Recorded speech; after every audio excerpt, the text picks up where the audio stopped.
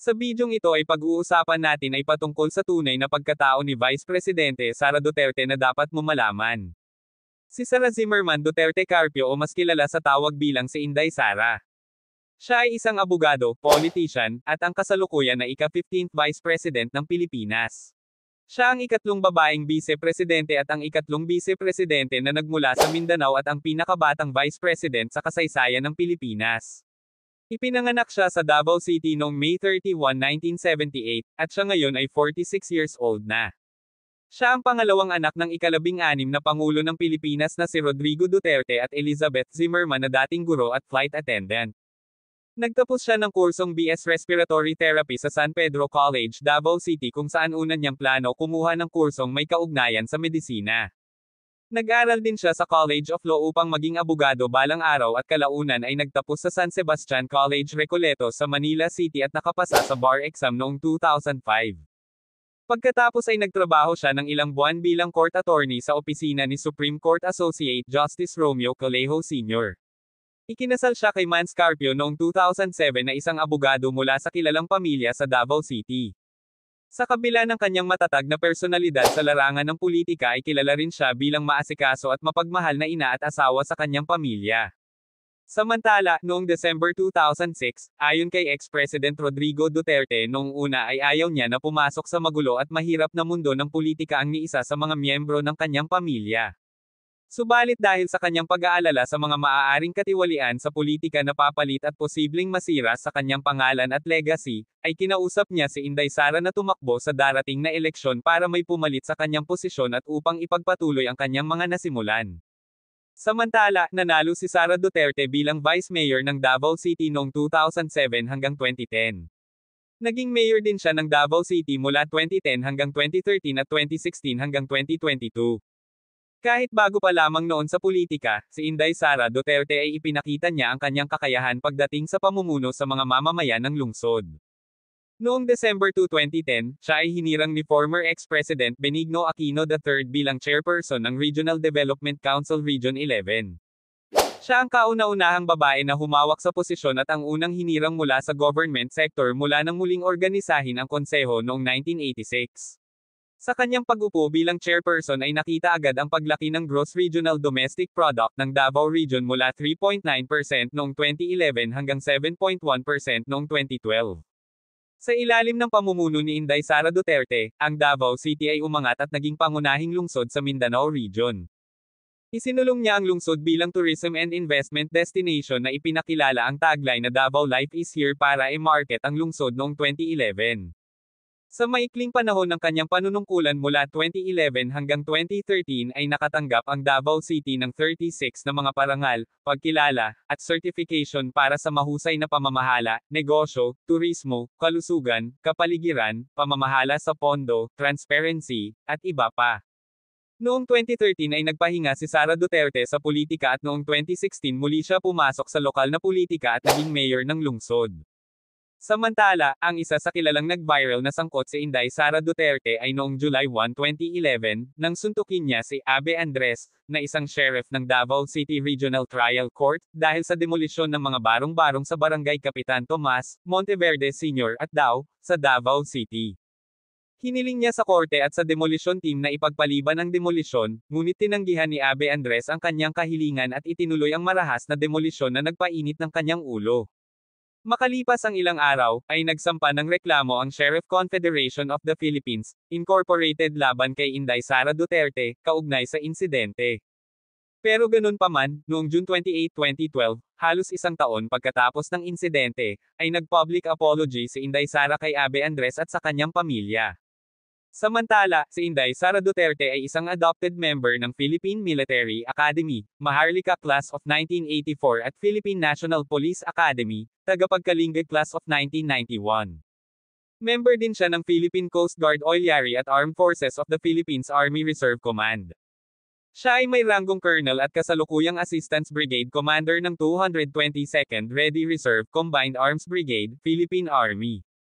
Nakatanggap din siya ng ilang citation, badge, ribbon at medalya para sa kanyang trabaho sa Davao City bilang suporta sa Armed Forces of the Philippines.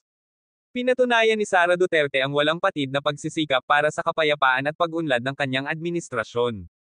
Kaya naman nakuha ng Davao City ang mataas na pambansang katayuan kung saan nakatanggap ito ng 170 na parangal, pagkilala at certification mula March 2017 hanggang December 2021.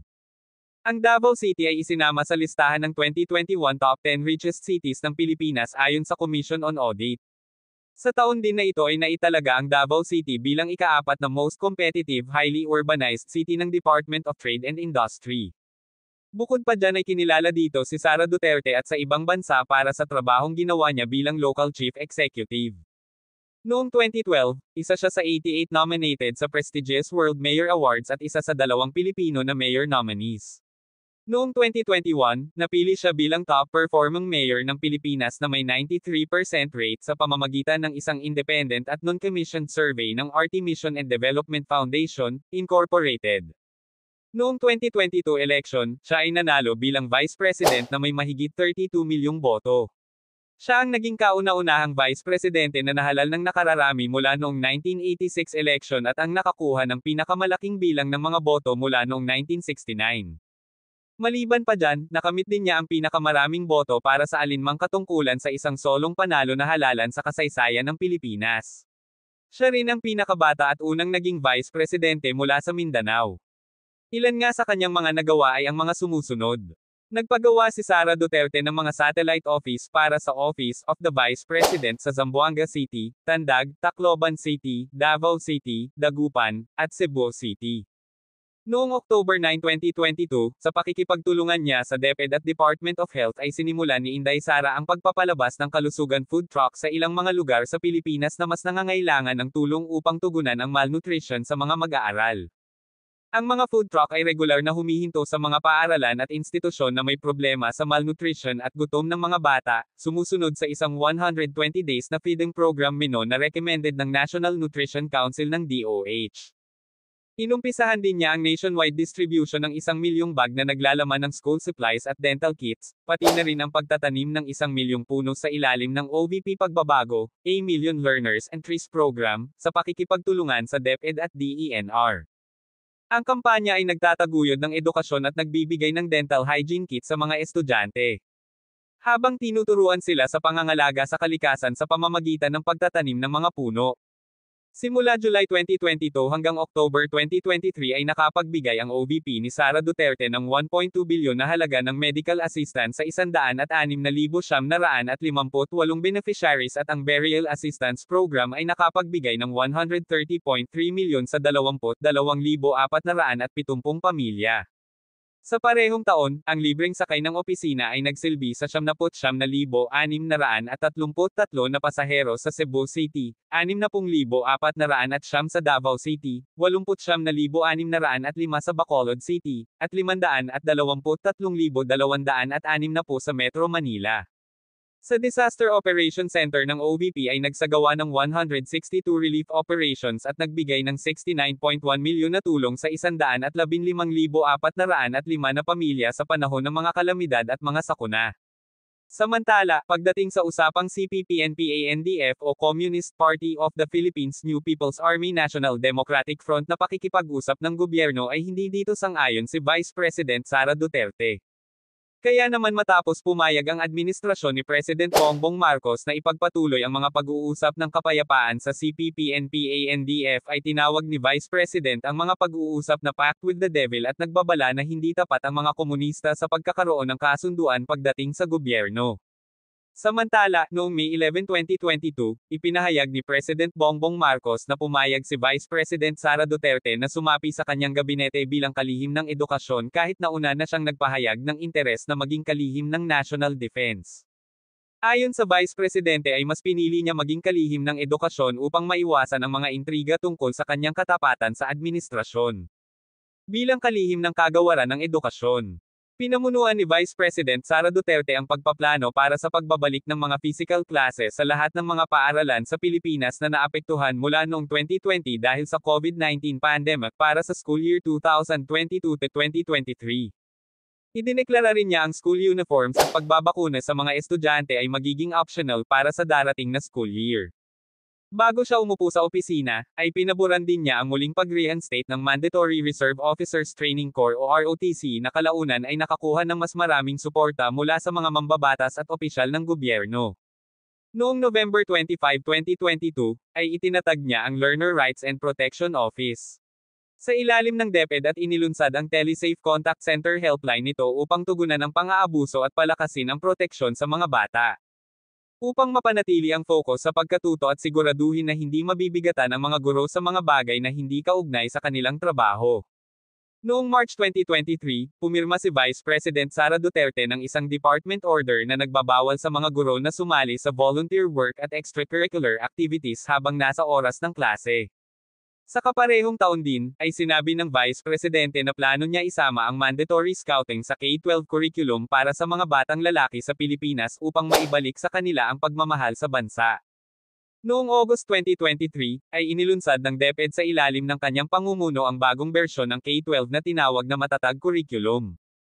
Ang bagong curriculum na ito ay mas pinadali na nagpapaliit ng mga learning areas. Mula 7 ay naging 5. Binibigyang diin nito ang makabansang learning area upang palakasin ang pagkakakilanlan ng Pilipino at nationalism sa mga estudyante. Unti-unti ito ipapatupad mula 2024 hanggang 2028 para sa Kinder Grade 1 hanggang 10. Ganun pa man ay maganda ang pagtanggap ng mga guro, estudyante at mga magulang sa pilot implementation ng Matatag Curriculum. Nang ipagdiwang ang National Teachers Month noong September 5, 2023, ay inanunsyo ng Vice Presidente na ang mga guro sa buong bansa ay magkakaroon ng 30-day na tuloy-tuloy na bakasyon ng walang volunteer work para sa school year 2023-2024. Maraming mga guro ang sumang-ayon at nasiyahan dito dahil unang beses itong nangyari sa kanilang profession. Samantala, noong January 25, 2024, ibinigay ni Vice Sara Duterte ang kanyang pangalawa na Basic Educational Port, kung saan kinabukasan ay pinirmahan agad niya ang DepEd Order No. 2 Series of 2024. Na nag-uutos ng agarang pagtanggal ng mga administrative tasks mula sa mga guro upang makapag-focus sila sa pagtuturo sa silid-aralan. Noong April 30, 2024, ay pinirmahan din niya ang DepEd Order No. 5 Series of 2024, na nag-approve ng mas pinasimpleng sistema ng trabaho na nakatuon sa silid-aralan at mga tiyak na ancillary tasks para sa lahat ng pampublikong guro sa Pilipinas. Iilan lamang ito sa mga proyektong napagtagumpayan o naisakatuparan sa dami ng kanyang natapos sa ilalim ng kanyang pamumuno. Samantala, noong July 18, 2024, nagbitiw siya sa kanyang posisyon bilang kalihim ng edukasyon dahil sa iba't ibang kadahilanan. Sa ngayon ay patuloy na hinaharap ni Vice Presidente Sara Duterte ang ilang mga aligasyon at katanungan sa kanya sa budget hearing at iba. Ilan lamang ito sa mga bagay na maaaring alam or hindi mo pa alam patungkol kay Vice Presidente Sara Duterte.